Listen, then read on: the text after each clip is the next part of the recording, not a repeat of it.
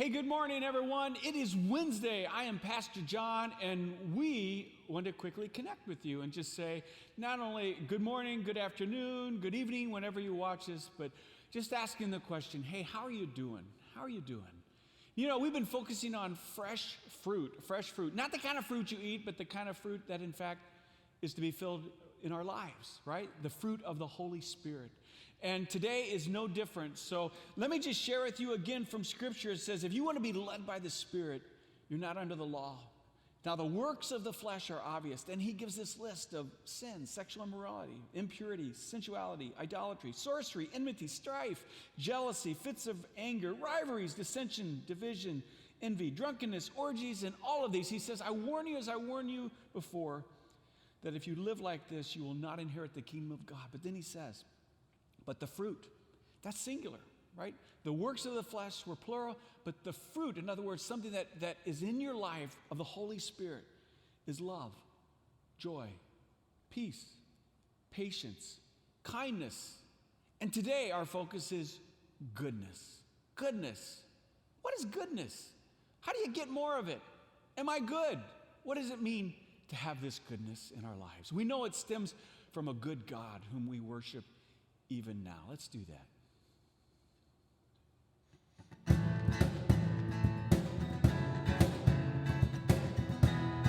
We sing, Lord, you are good. Lord, you are good, and your mercy endures forever. Lord, you are good, and your mercy endures forever. People from every nation and tongue, from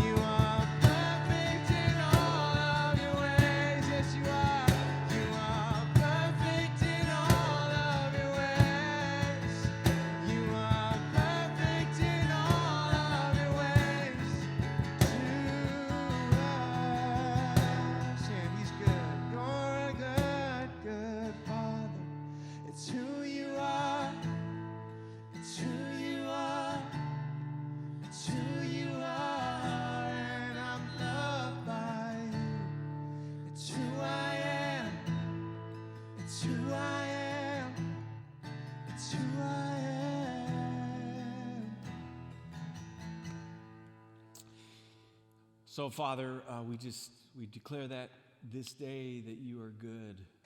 And we're not always so good. But we ask your Holy Spirit, Lord, as we just hear your word, that it would come into us and flow through us. In Jesus we pray. Amen. So love, joy, peace, patience, kindness, goodness.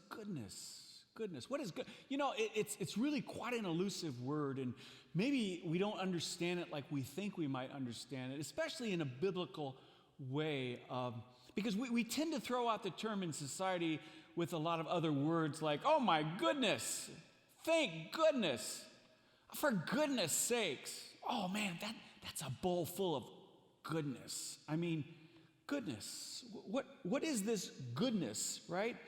Well, to go deeper in this, I think we got to ask the question, where does it come from? And the answer is, obviously, it comes from God, who is good. God is good. So the foundation of all goodness and applied generosity is really found in the being of God. The psalmist wrote, remember not the sins of my youth and my rebellious ways. According to your love, remember me, for you are good. Or he says, taste and see that the Lord is good. Blessed is the man who takes refuge in him. So God is good. We also know that creation is good. When God created even man and woman, he said, not this is just good, this is very good. Very good. Scripture says also that the laws that God gives are good. God's actions are good. Every good and perfect gift is from above, James writes, coming down from the Father of heavenly lights, who does not change like the shifting shadows. So God isn't good one moment and then bad the next. It's not like God sits up there and says, you know, I've been pretty good to them today, so today I think I'll mess them up. No. These verses remind us that God doesn't shift with the shadows. God isn't bad because things go wrong in our lives, just as God isn't good because things go well in our lives. God actually allows painful things to come into our lives also because he is good and he wants good for us. Someone has written, God is good even when he doesn't seem good. He is so good that he is willing to look bad to actually do good. God is good.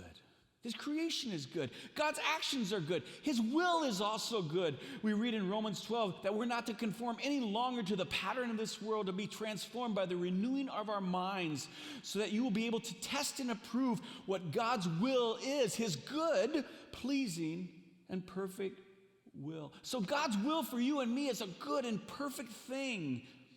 Indeed, as Scripture also says, we know that in all things God works for the good of those who love him and have been called according to his purpose. But the sad fact is that even though we're created to be good, and as goodness, we went bad. We lost the capacities to stay good. Most of what is wrong in our world is really the absence of goodness, because it was replaced by evil. When Adam and Eve, they had this choice, and they choose to eat from this tree of knowledge of good and evil. It's the evil that kills us. It's evil that leaves a hole in our heart. So Jesus was sent so that we could be recreated to be good, or to be goodness. It's God's grace that has saved us because he is a good God. So he has recreated us for his goodness. Romans 3:12 says, all have turned away. They have together become worthless. There is no one who does good, not even one. Can you actually admit that? There is nothing in me that does really good. Not in the eyes of God. Not one thing. We deserve nothing from this good God. But in Christ Jesus, we are born again. We are given a new identity. We are filled with this Holy Spirit that gives us the fruit and empowers us to have and to be this goodness. C.S. Lewis once said, you don't know how bad you are until you try to be good. Have you tried to be good and realized how bad and evil you actually are? So Jesus, even one time, he was talking about these trees that bear fruit, and he applied it to men. He says, the good man brings good out of the good stored up in his heart, but the evil man brings evil out of the evil stored up in his heart. So he's saying this goodness isn't just what we see on the outside, it's what flows from within.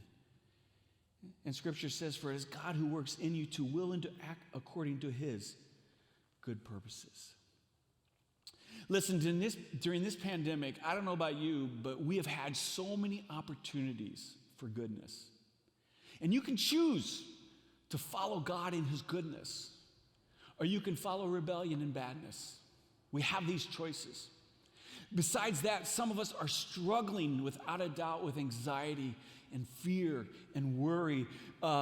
Dr. Carl Menninger, the late Dr. Carl Menninger, he was a psychiatrist, a doctor, he had a clinic. He says, if you feel a nervous breakdown coming on, I would urge you to find someone else with a problem, a serious one, and get involved in that individual's life, helping that individual solve a problem. And in helping them solve his problem, then in reality, your own problems, he says, will disappear. You're no longer going to think internally about yourself. You're no longer letting things gnaw at your stomach. You're no longer getting disturbed about yourself because you're no longer thinking about yourself and thinking of others. He said, what is that? That's goodness applied, which is generosity. Goodness is integrity. Goodness is coming to grips with the awfulness of our sin and yet the greatness of God's goodness and his grace. And when you experience God's goodness given to us and revealed to us on a cross, when we focus on God's goodness, we see not only our need for that goodness because of our own badness, but we see the empowering Spirit that fills us with the fruit of his Holy Spirit, which is goodness. The psalmist says, oh, give thanks to the Lord. I would say this growing up at the close of every meal with my family for dinner. Oh, give thanks to the Lord, for he is good, and his mercy endures forever. May that mercy be real and received by us this day. Amen and amen.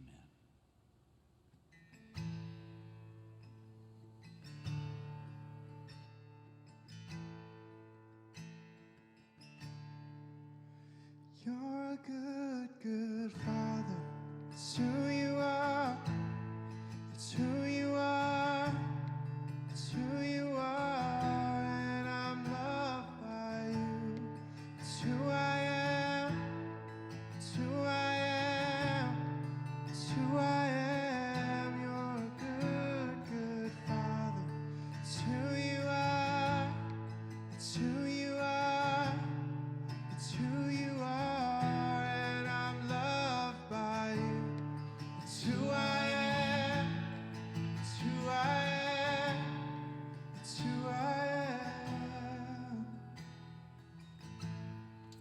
Have a blessed day. It was good to quickly connect with you this day.